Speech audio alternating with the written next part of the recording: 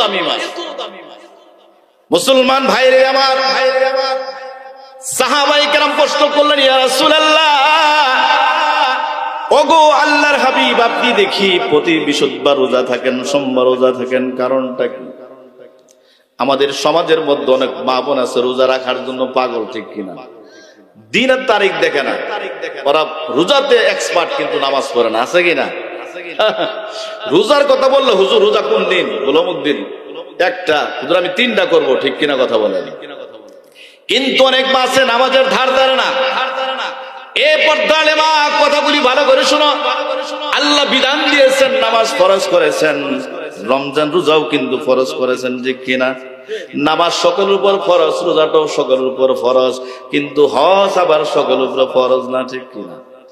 মুসলমান ভাইরে আমার, সাহাবায়ে কেরাম প্রশ্ন করলেন, ইয়া রাসূলুল্লাহ, আপনি কি জন্য সোমবারের দিন রোজা রাখেন, বৃহস্পতিবারের দিন কি জন্য রোজা রাখেন? কারণটা বলবেননি?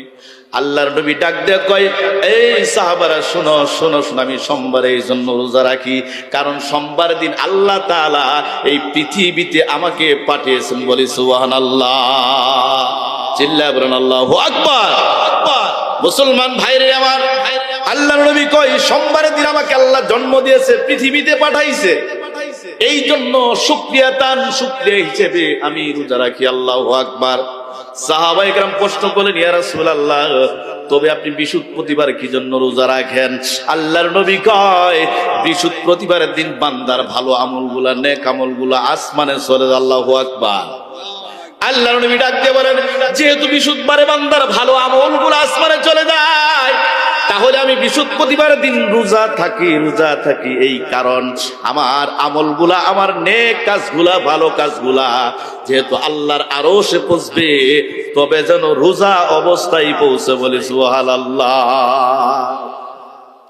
মুসলমান ভাইরে আমার, এই শাবান মাস এমন একটি